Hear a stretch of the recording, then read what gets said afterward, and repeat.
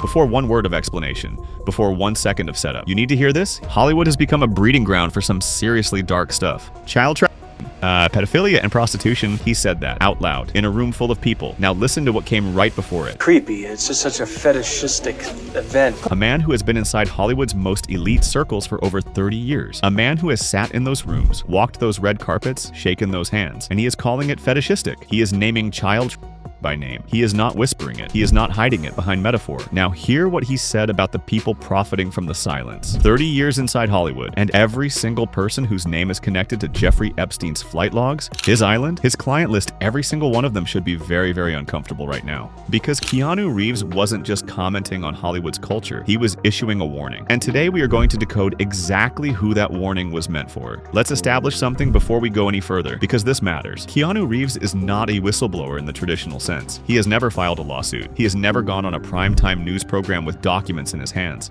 He has never sat across from a journalist and said, here is the name, here is the proof. What he has done is something more subtle, and in many ways, something far more dangerous to the people he was talking about. He told the truth, repeatedly, consistently, over decades, in public settings where the words were recorded, uploaded, and preserved. And the specific truths he told, when you line them up against the verified, documented, court-confirmed reality of what Jeffrey Epstein was running, fit together like pieces of a puzzle that someone desperately did not want assembled. So let's assemble it. Keanu Charles Reeves entered Hollywood in the mid-1980s. By the time the 1990s hit, he was already a major star.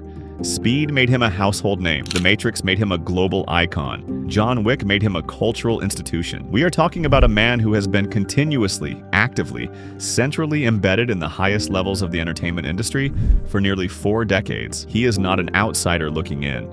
He is not a fringe conspiracy theorist with a podcast and a grudge. He is one of the most commercially successful, critically respected, and universally beloved figures that Hollywood has ever produced, which is exactly what makes what he said so significant. Because when someone on the outside of Hollywood says the industry is corrupt, people nod politely and move on. When someone who has been inside it for 40 years, someone who has worked with the studios, attended the galas, shaken the hands, and been in the rooms when that person looks into a camera or stands in front of a congregation and names child trafficking, pedophilia, prostitution, and blood-drinking elites as specific problems within his own industry, that is not a conspiracy theory. That is a witness statement. And the question we need to sit with, the question that is going to drive everything we discuss today, is this: what exactly did Keanu Reeves see? And more importantly, who did he see doing it? Jeffrey Epstein. If you have spent any time following this story, you know the broad strokes. But the broad strokes are not enough for what we're doing today, because today we are going line by line through Keanu's statements and matching them against Epstein's documented operation. So let's go deeper. Jeffrey Epstein was not, as he was often described in the media, simply a financier with connections. That description is accurate the way calling a wildfire a weather event is accurate. Technically true, catastrophically underselling the reality. What Epstein actually was, based on court documents, survivor testimony, investigative reporting, and the guilty plea of his longtime associate Ghislaine Maxwell, was the architect and operator of a multi-decade, multi-location, multi-victim network. A network that didn't just exploit young women and girls. A network that, according to survivor accounts, specifically targeted them for the purpose of ensnaring powerful men. This is the critical mechanism that most coverage gets wrong. Epstein wasn't just a predator. He was an infrastructure provider. He created a system, the island, the flights, the staff, the culture, the access specifically designed to generate what intelligence professionals call compromising material. Evidence of participation that would keep powerful men loyal, silent, and controllable. In other words, what happened on Little St. James Island in the U.S. Virgin Islands was not simply abuse. As horrifying as that alone would be, it was organized, documented, and leveraged corruption. The men who went there didn't just commit crimes. They handed over the ability to destroy themselves, and Epstein held that power. Now here is where Keanu's words start to land differently. Mutual guilt, shared complicity. Say those words again slowly, because that is the entire explanation for why, when Jeffrey Epstein was arrested in 2019, the names on his client list did not come flooding out. That is why, when Ghislaine Maxwell was convicted in 2021, the men she procured victims for were not marched into courtrooms alongside her. That is why, as of today, the full unredacted client list remains partially sealed, partially fought over in courts, partially hidden behind the kind of legal maneuvering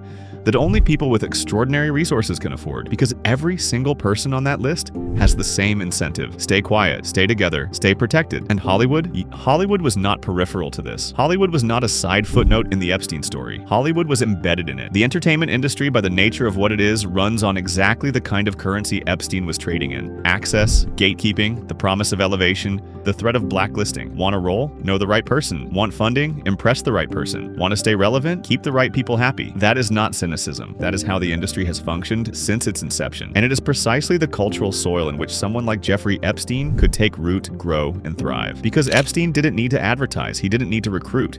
He just needed to exist at the intersection of wealth and desire, and Hollywood came to him. Now, here is the part that most people, even those who follow the Epstein story closely, fail to fully appreciate. Keanu Reeves was watching all of this happen in real time, from the inside, for decades, not reading about it in newspapers, not watching documentaries, actually being present in an industry where the men Epstein was compromising were his co-workers, his producers, his executives, the people who greenlit his films and invited him to their parties and sat at the same tables at the same events. He knew, he watched, and eventually he started talking. Here's something about Keanu Reeves that the feel-good profile pieces never quite capture. He is extraordinarily intelligent, not just emotionally intelligent, not just spiritually grounded, but tactically, strategically smart. This is a man who has navigated Hollywood at the highest level for 40 years without a single major scandal.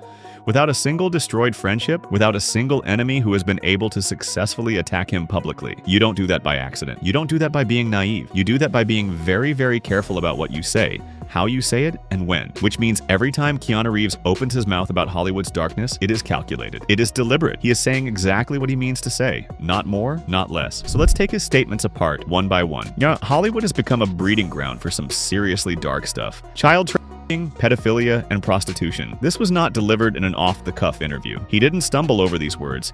He named 3 specific criminal categories: child trafficking, pedophilia, prostitution. 3 words, 3 categories. And when you cross-reference those 3 categories with what we know about Epstein's operation, not speculation, not theory, but court-verified documented fact, each one maps directly. Epstein's network transported minors across state and international lines for the purpose of sexual exploitation. That is the legal definition of trafficking. That is what happened.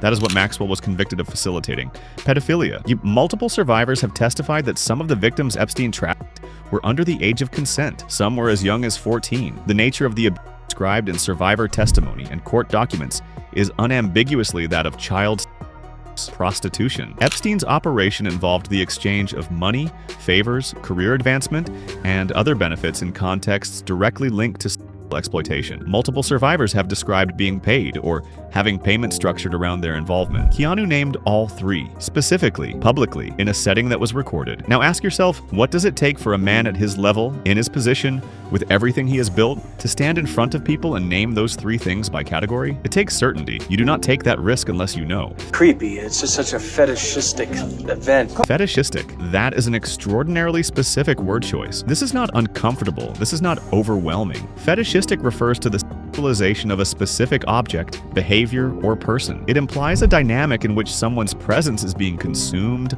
objectified, used for gratification without regard for their humanity. He used that word to describe a Hollywood public event. Now think about what we know about how Epstein operated. Survivor testimony describes being displayed, paraded, presented to men at events and gatherings as objects of access rather than as human beings. The process of being introduced to Epstein's clients, at parties, at dinners, at what appeared from the outside to be entirely normal social gatherings, was itself described as a kind of performance, a display, fetishistic. Keanu wasn't just expressing personal discomfort at a photo call. He was naming a cultural dynamic he had been watching operate within his industry for decades. This is the one that got him dismissed. This is the statement that critics used to write him off as a conspiracy theorist, as someone who had spent too many years playing superhero characters and had started to believe a little too much of his own mythology. But here's the thing, and this is where we need to be very precise, very careful, and very honest about what survivor testimony actually says. We are not here to tell you what to believe about the more extreme elements of survivor testimony. What we are here to do is this: tell you that multiple survivors of Epstein's network have, in sworn and unsworn statements, described practices at gatherings connected to the network that go significantly beyond what most people imagine when they hear the word the use of young blood, ritualistic behavior, practices that appear in survivor descriptions to have been connected to some form of shared ideology or belief system among the men involved. We are not labeling it. We are not amplifying it beyond what has been stated. We are simply telling you that these statements exist. They come from multiple sources. They are part of the documented record surrounding Epstein's network. And that Keanu Reeves, years before any of this became public knowledge, was already referencing blood-drinking elites in Hollywood. At the time, though, he was laughed at. He is not being laughed at anymore. Free range. He used the phrase free range, as in unlimited movement, unlimited access, unlimited impunity. And here is the most chilling thing about that specific phrase in the context of Epstein's operation. The men who traveled to Little St. James Island did so on a private plane, on a registered aircraft, on a plane whose flight logs were legally required to be maintained.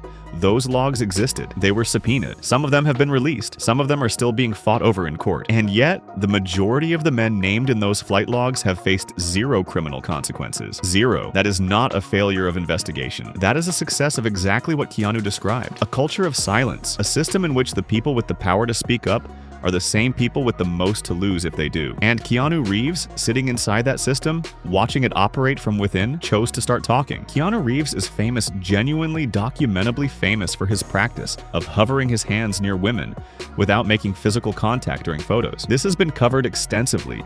It's been celebrated as chivalry and respect. But in the context of everything we've discussed today, this is a man who has described his industry as fetishistic. A man who has watched powerful men use their proximity to women and young people as leverage, as access, as entitlement. And his public, visible, photographable response is to demonstrate a different standard in every photo, at every event, every time. He is not just being polite, he is making a statement. In an industry where powerful men treated physical proximity to people as their right, as something owed to them by virtue of their position, Keanu Reeves is visibly, publicly refusing to claim that right. He is drawing a line, and he is drawing it in full view of the cameras that are always pointed at him. Rebellion. That word is doing a lot of work in this story, because that's what it is. Every act of Keanu's that gets framed as quirky generosity or eccentric humility is, when placed in proper context, an act of rebellion against the specific culture he has been warning us about. He runs a foundation, he gives generously, he donates to children's hospitals and cancer research, and he absolutely refuses to put his name on it publicly. Listen that again.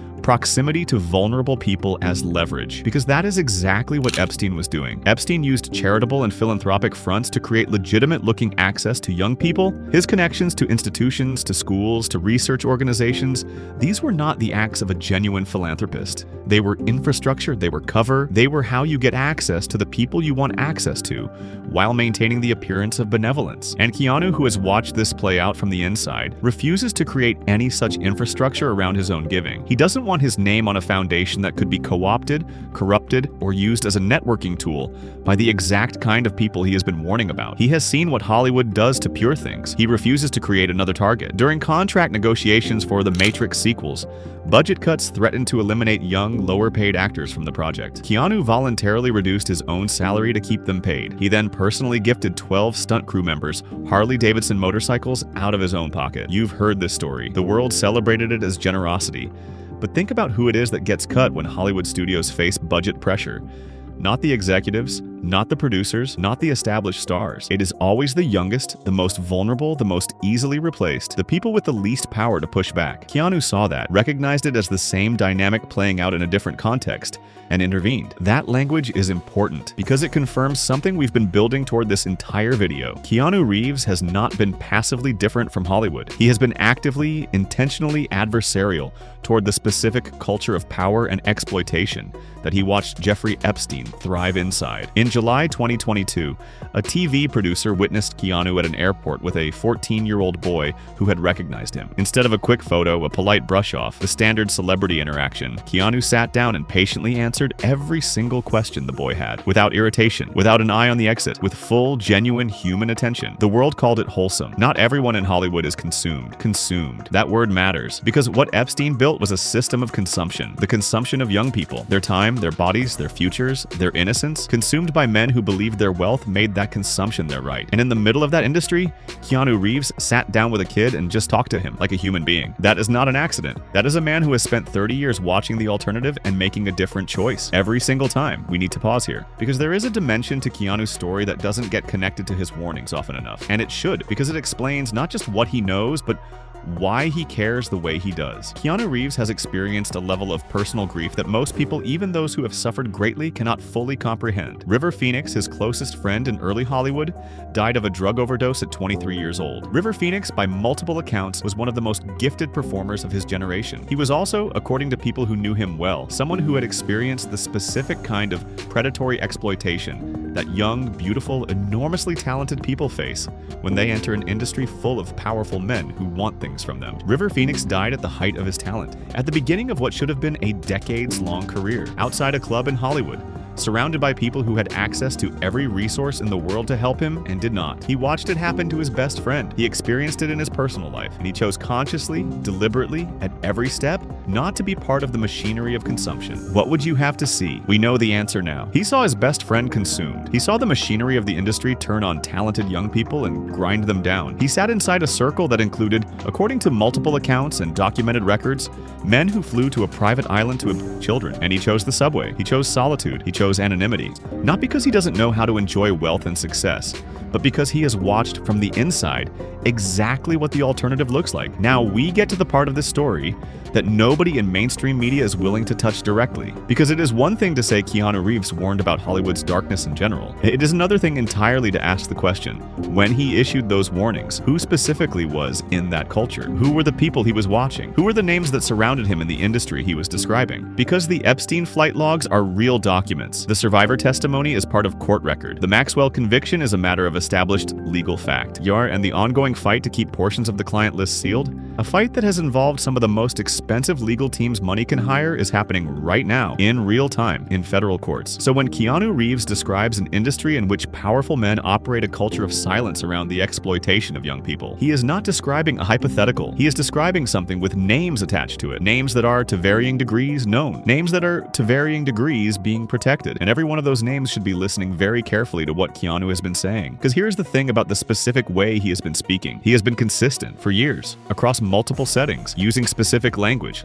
that, when mapped against the documented reality of the Epstein operation, is not vague, not metaphorical, and not deniable. He is building a record. He is marching. That language is deliberate, because what Keanu has been doing is not a walk. It is not a casual stroll away from Hollywood norms. It is a march, a sustained, directional, purposeful movement toward something, toward accountability. And the men whose names are attached to those flight logs need to understand something very specific about this particular moment in history. The list is coming out, not as speculation, as legal reality. The ongoing court proceedings related to the Epstein estate, Maxwell's conviction, and the multiple civil suits brought by survivors have created a legal mechanism through which more names, more documentation, more verified, court-admissible evidence is going to emerge. The only question is timing. And when it does, when those names are out in the open, when the full scope of what happened on that island becomes part of the public record, the people who were warned and did nothing, the people who were warned and are still engaged in the kind of behavior Keanu was describing, are going to face something they have so far been successfully avoiding: consequences. He is universally beloved. He has been universally beloved for 40 years. If this man goes on record clearly, specifically, documented on record about what he has witnessed in this industry, there is no playbook for discrediting him. There is no move designed to be heard without being silenced. That is the most important phrase in this entire story, because it tells you everything about the sophistication of what Keanu has been doing. He is not ranting. He is not going viral for the wrong reasons. He is not giving his enemies ammunition to use against him. He is dropping specific, credible, deniable enough for safety, but clear enough to matter statements into the public record, one at a time, over decades. And taken together, those statements form something that no public relations team, no legal defense, no sealed court document can erase: a testimony. Let's talk about who else has been warning about Hollywood's darkness, because Keanu is not alone in this, and the contrast between how he has navigated this conversation and how others have that contrast tells its own story. Was that purely a consequence of his personal behavior, or was there an industry-level decision that a man who was saying certain things needed to be made an example of? We are not the first to ask that question. Mark Wahlberg, Jennifer Lawrence, others in the list who have spoken to varying degrees about darkness, manipulation, and exploitation in the entertainment industry. Declining ratings, exclusions, professional consequences. That is the mechanism of silence. That is how it works in practice. Not always with threats, not always with explicit coercion, sometimes just with the slow, quiet withdrawal of opportunities, invitations, and access. Hollywood is a closed ecosystem. Your career depends on the relationships inside it, and when the people who control those relationships decide you are a problem, you become one. Keanu has navigated this for 40 years.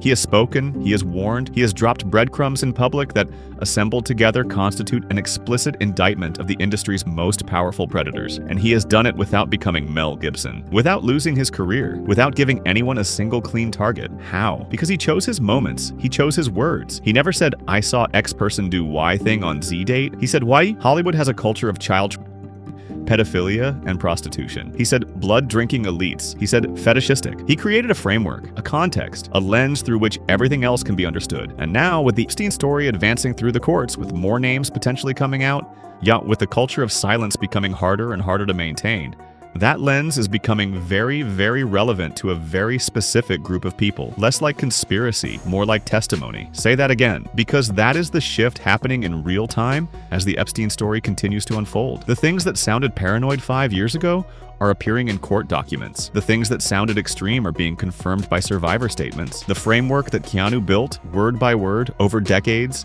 is now the framework through which we understand one of the most documented criminal conspiracies in recent American history. He was right. He was right about the He was right about the culture of silence. He was right about the predatory dynamic. He was right about the exploitation of young people. And the people who were wrong are the ones whose names are on those flight logs. Here is the part of this story that should genuinely disturb you. Not in a sensational, dramatic, entertainment way. In a real, sit with it, think about what this means way. The Epstein story is not over. The network Epstein built did not dissolve when he died in 2019. The men who participated in it did not stop existing. The compromising material that was allegedly collected over decades of documented did not simply disappear. In fact, one of the most actively pursued questions in the ongoing legal proceedings is exactly that. Where is the material that Epstein allegedly kept? What happened to it when he died? Who has it now? And if someone has it, what are they doing with it? These are not fringe questions. These are the questions being asked in federal courts, and they have direct implications for every name connected to Epstein's operation. And Keanu Reeves, speaking years ago about a culture of silence, about free range for sick freaks, about blood-drinking elites, was describing in plain language a system of mutual corruption, a system in which the silence was enforced not just by fear of exposure, but by the knowledge that everyone in the room was equally implicated. Mutual guilt, shared complicity, Hollywood deeply embedded wood. That is the world those names are still living in. Because the system Epstein built didn't require Epstein to still be alive to function. The material exists, the records exist, the network in some form, to some degree exists. And the men whose names are on that list are not free. They are not safe. They are living inside a system that Keanu Reeves described accurately, specifically, and publicly years before the rest of the world caught up. His warning was not just about what happened, it was about what is still happening, and it was delivered directly to the industry, to the rooms where the people it most applies to were sitting. That is not an accident. That is a man who knows exactly what he is doing. We are approaching the end of the story, but the story itself is not approaching its end. Here is where things stand as of right now. It means that when those names come out, and they will, the interpretive framework will already exist. Keanu built it, statement by statement, year by year, carefully enough that it couldn't be silenced, specifically enough that it couldn't be mistaken for anything other than what it is. A warning issued to an industry about what was coming, bad news coming their way. He said it. He said it in a congregation setting. He said it to people who were embedded in the same industry he was warning about. And now, years later, the machinery of the legal system is slowly, inevitably generating exactly the bad news he predicted. Keanu Reeves chose, at every single moment of his 40-year career, to be something different from the people he was surrounded by. He chose solitude over access, anonymity over influence, protection of the vulnerable over profit from their proximity. He rode the subway. He cut his salary. He hovered his hands. He kept his charity anonymous. He sat down with a 14-year-old boy at an airport and gave him his full attention. Every single choice. Consistent, deliberate, sustained over decades. That is not an accident. That is not humility. That is a man who understood from very early in his career exactly what kind of machine he was inside, and who decided with extraordinary consistency and courage to refuse to be part of it. He knows how dark the room gets. He has always known, and every name connected to Jeffrey Epstein, every name on those flight logs, every name in those sealed documents, every name that expensive lawyers are fighting to keep out of courtrooms, should understand something very clearly. The question is, what happens to those names when they do? Drop your thoughts in the comments. Who do you think the next name will be? And if this story opened your eyes to something the mainstream media has been refusing to connect, hit subscribe, because we are just getting started.